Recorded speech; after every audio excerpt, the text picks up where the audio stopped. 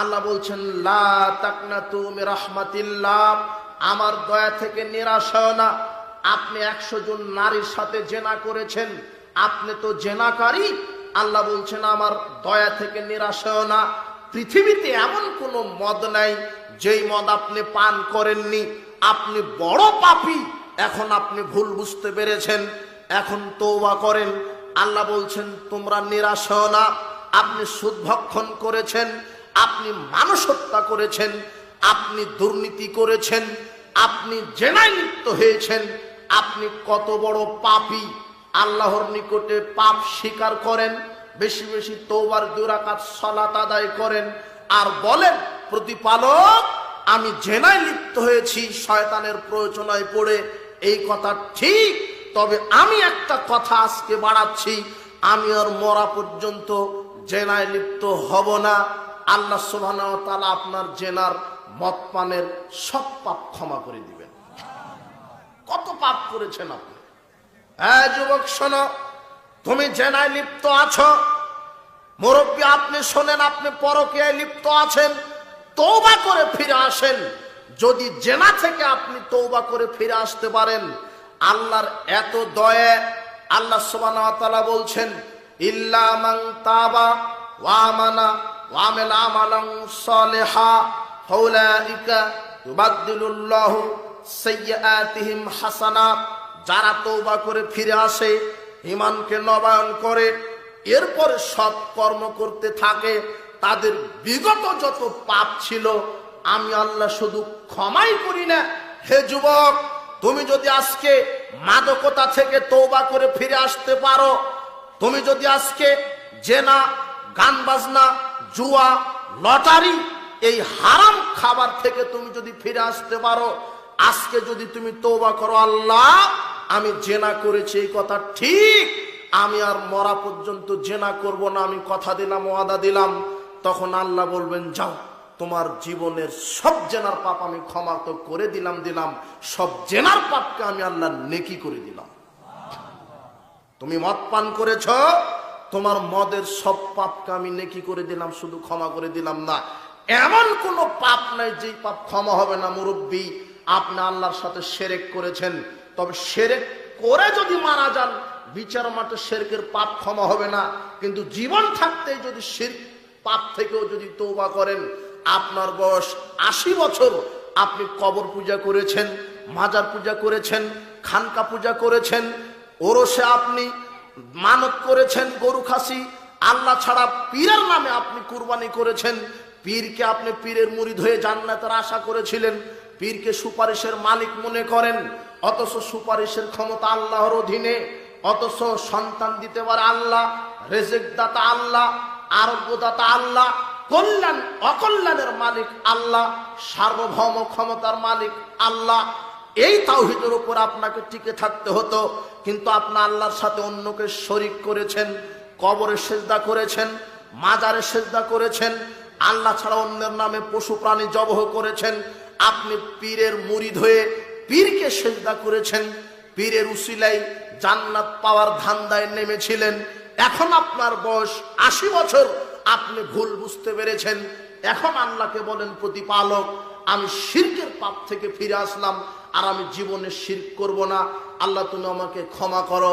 আল্লাহ তখন শুধু 80 বছরের শিরকের পাপ ক্ষমাই করবেন না, আল্লাহ আপনার 80 বছরের যত শিরকের পাপ ছিল সব পাপকে আল্লাহ নেকি করে দিবেন। অনেক দয়া। আপনি ফিরে আসেন, কি পাপ করেছেন? তবে পাপ হলো 2 ধরনের, একটা হলো আল্লাহর সাথে জড়িত পাপ, একটা মানুষের সাথে জড়িত পাপ। আল্লাহর সাথে জড়িত পাপ কি? আপনি সালাত আদায় করেননি। হে যুবক, তোমার বয়স 20 বছর, 25 বছর, 40 বছর, মুরব্বী আপনার বয়স 60 বছর, আপনি 5 ওয়াক্ত সালাত আদায় করেননি। এই 5 ওয়াক্ত সালাত আদায় না করার কারণে আপনি বড় কাবিরা গুনাহগার। সালাত আদায় না করা আল্লাহর সাথে জড়িত পাপ। মানুষ হত্যা করেছেন, আল্লাহর সাথে জড়িত পাপ। আপনি মদ পান করেছেন, আল্লাহর সাথে জড়িত পাপ। আপনি জেনা করেছেন, আল্লাহর সাথে জড়িত পাপ। আপনি মদ পান করেছেন, আল্লাহর সাথে জড়িত পাপ। আপনি জেনা করেছেন, এটা আল্লাহর সাথে জড়িত পাপ।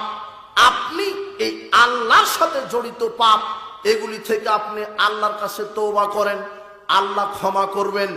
কিন্তু পাপ আরেকটা আছে মানুষের সাথে জড়িত পাপ। সেটা কি? ওই যে আপনি ক্ষমতায় গিয়ে কারো 1 শতক 10 শতক জমি আপনি আত্মসাৎ করেছেন, এই আত্মসাতের পাপ আল্লাহ ক্ষমা করবেন না। যার যতটুকুন জমি আত্মসাৎ করেছেন তার কিছু পদ্ধতি আছে, এটা আত্মসাৎ মানুষের সাথে জড়িত পাপ। 2 নম্বর, গীবাত করেছেন, এটা মানুষের সাথে জড়িত পাপ হয়েছে। আপনি কারো গীবাত করেছেন, কারো বদনাম করেছেন, কারো সমালোচনা করেছেন, কারো মানহানি মর্যাদা খাটো করার চেষ্টা করেছেন, কাউকে আপনি কষ্ট দিয়েছেন, এগুলি মানুষের সাথে জড়িত পাপ। আপনি গীবাত করেছেন। উপস্থিত বৈঠকের মুসলিম দিনী ভাই বোন, আপনাকে বলছি, রাসূল সাল্লাল্লাহু আলাইহি ওয়াসাল্লাম বলেছেন, লা ইয়াদখুলুল জান্নাতা কাত্তাত, যারা গীবতকারী পরনিন্দাকারী এরা জান্নাতে যাবে না। আপনি গীবত করেছেন, যার গীবত করেছেন এখন তার কাছে গিয়ে ক্ষমা নিতে হবে। পাপ 2 ধরনের, মানুষের সাথে জড়িত পাপ আল্লাহ ক্ষমা করবেন না যতক্ষণ না মানুষ ক্ষমা না করে। তার 1, আপনি আত্মসাৎ করেছেন কারো নিকটে। আপনি এমপি, মন্ত্রী, মেম্বার, চেয়ারম্যান, হেড মাওলানা, প্রিন্সিপাল, আপনি সুপার, আপনি মসজিদ কমিটির ক্যাশিয়ার, আপনি যদি দুর্নীতি করে থাকেন, 1 টাকা দুর্নীতি করে থাকেন, ওটা মসজিদে ফেরত দিতে হবে। আপনি নেতৃত্ব দিতে গিয়ে জনগণের যদি 100 কোটি টাকা দুর্নীতি করে থাকেন, এই পাপ আল্লাহ ক্ষমা করবেন না।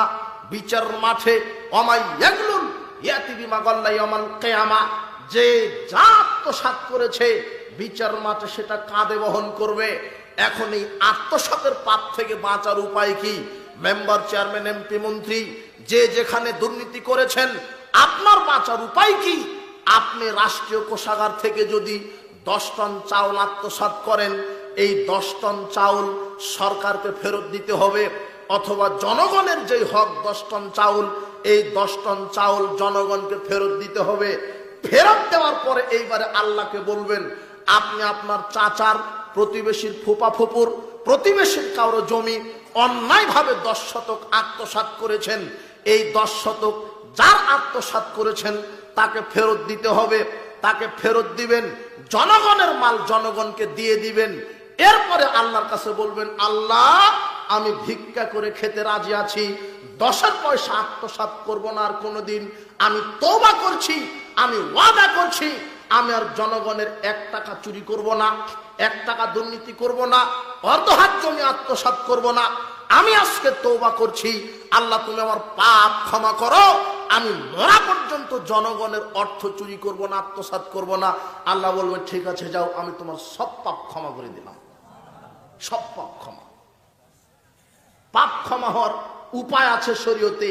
পাপ ক্ষমা হবে না এরকম পাপ দুনিয়াতে নাই। আপনি নিরাশ হয়েন না।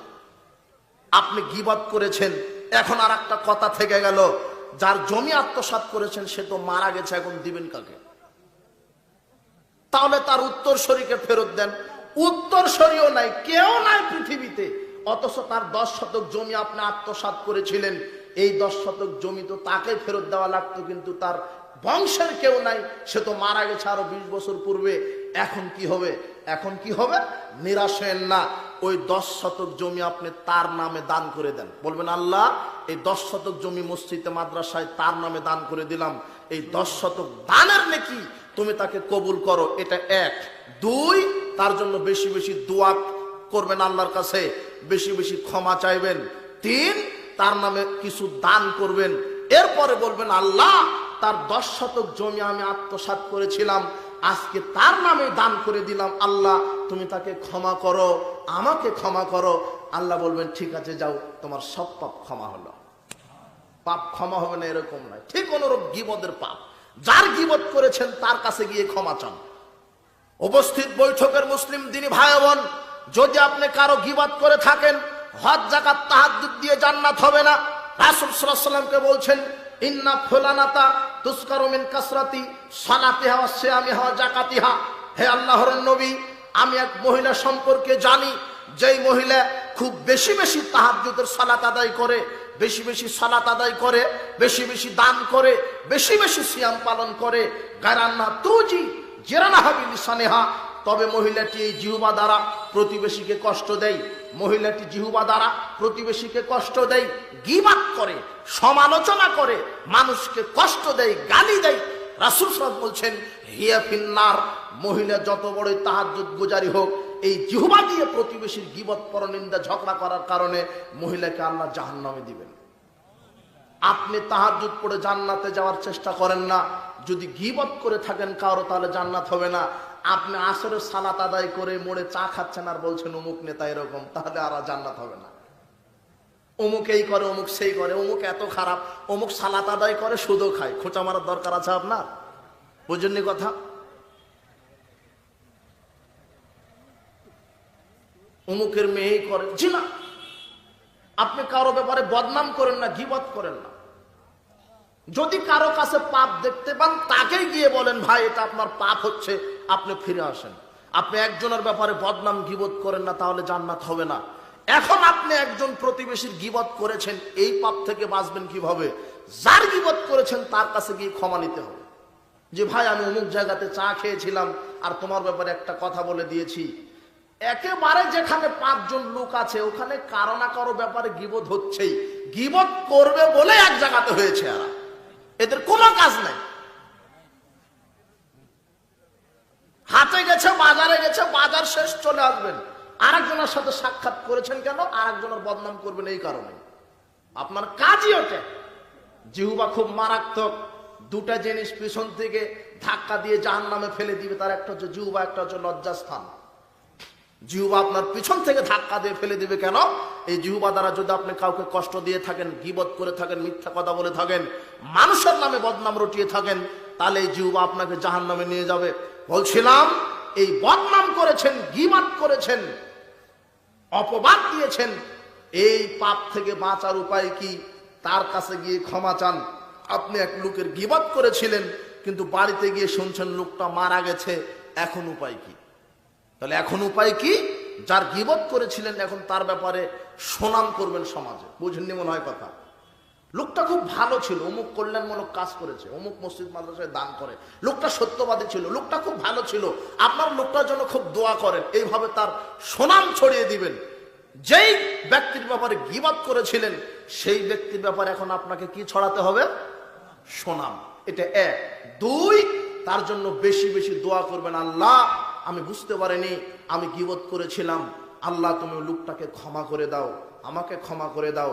3 নাম্বার করবেন, যেই কাজটা করবেন তার নামে বেশি বেশি দান সাদকা করবেন। বলবেন আল্লাহ অমুকের নামে গীবত করেছিলাম, এই যে 1000 টাকা মাদ্রাসায় দিলাম, আল্লাহ অমুককে ক্ষমা করো। আল্লাহ তখন বলবেন যা তোমারও পাপ ক্ষমা করে দিলাম। পাপ ক্ষমা হবে না এরকম পাপ দুনিয়াতে নাই। বোঝেননি মনে হয়? আল্লাহ আপনাকে শুধু ক্ষমা করবেন বলে এত পলিসি করছেন। আল্লাহ মানুষকে জাহান্নামে দিতে চাচ্ছেন না সহজে। আল্লাহ আপনার চাতক পাখির মতো চেয়ে আছে আপনার পাপ ক্ষমা করবেন বলে। পাপ ক্ষমা হবে না এরকম পাপ নেই দুনিয়াতে। ফিরে আসেন। কত মদ পান করেছেন, সুদের পাপ ক্ষমা হবে। আজকে সারা পৃথিবী, সারা সমাজ ব্যবস্থা সুদের সাথে জড়িত। আশ্চর্য দুটি পাপ, মানুষ এমন ভাবে প্রতিযোগিতায় নেমে আছে, তার একটা সুদের পাপ আর একটা হচ্ছে এই মদের পাপ। এই দুটা পাপ এমন নেককারজনক, জঘন্য, এত জঘন্য আল্লাহর নিকটে, এর চাই এই দুটি পাপের মতো জঘন্য পাপ আর দ্বিতীয় নাই। এই পাপের সাথে মুসলিম সমাজ জড়িয়ে আছে। এই মাদকতা মুসলিম যুবক যুবতীদেরকে ধ্বংস করে দিচ্ছে। এদের আমল, এদের অর্থ, এদের শারীরিক শক্তি, এদের দুনিয়াবী কার্যক্রম সব নষ্ট করে দিচ্ছে এই মাদকতা। হে যুবক, তুমি এই মাদকতার কাছে তুমি ঈমান বিক্রি করে দিয়েছো। এই মাদকতা তোমার ক্যারিয়ারকে ধ্বংস করছে, তোমার শারীরিক শক্তিকে ধ্বংস করছে, তোমার অর্থনীতিকে দুর্বল করে দিচ্ছে। এই মাদকতাই তোমাকে পরকালকে ধ্বংস করবে। তুমি এই মাদকতা থেকে ফিরে আসো। উপস্থিত বৈঠকের মুসলিম দিনী ভাই বোন, আপনাকে বলছি, মাদকতা আর সুদ যত জঘন্য পাপ, অন্য পাপ আল্লাহর নিকটে এত জঘন্য নয়। সারা সমাজ ব্যবস্থার প্রত্যেকটা মানুষই কোনো না কোনো পাপের সাথে জড়িত। আপনি ফিরে আসেন। সুদের পাপ থেকে ফিরবেন কিভাবে? সুদের পাপ থেকে ফিরবেন মানে রাসূল সাল্লাল্লাহু আলাইহি ওয়াসাল্লাম বলছেন, ইন্না আবদাল মুমিন, যখন কোনো মুমিন বান্দা ইদা আজনাবা পাপ করে, কানাত নুক্তাতুন সাওদাউ ফি কলবি, তার অন্তরে কালো দাগ পড়ে যায়। ফাইন তাবা, এরপরে যখন তওবা করে, নাসা, পাপ থেকে ফিরে আসে। তওবা করতে হবে, পাপ থেকে ফিরে আসতে হবে। আস্তাগফারা গাফারা লাহু, এরপরে যখন তওবা করবে, ক্ষমা চাইবে, আল্লাহ তাকে ক্ষমা করেন। যদি কোনো পাপ হয়ে যায়, এক তওবা করবেন আর ওই পাপ থেকে ফিরে আসবেন। কোন পাপ থেকে ফিরে আসার মাধ্যম, সেই পাপকে বাদ দিতে হবে টোটালি। ওই পাপের সাথে আর যুক্ত থাকা যাবে না। পাপের সাথে যুক্ত থেকে তওবা করলে আল্লাহ তওবা কবুল করবেন না। যখন মানুষ পাপ করে, অন্তরে কালো দাগ পড়ে যায়, এরপরে যখন সে তওবা করে আর ওই কাজ থেকে ফিরে আসে, আল্লাহ তার পাপ ক্ষমা করেন।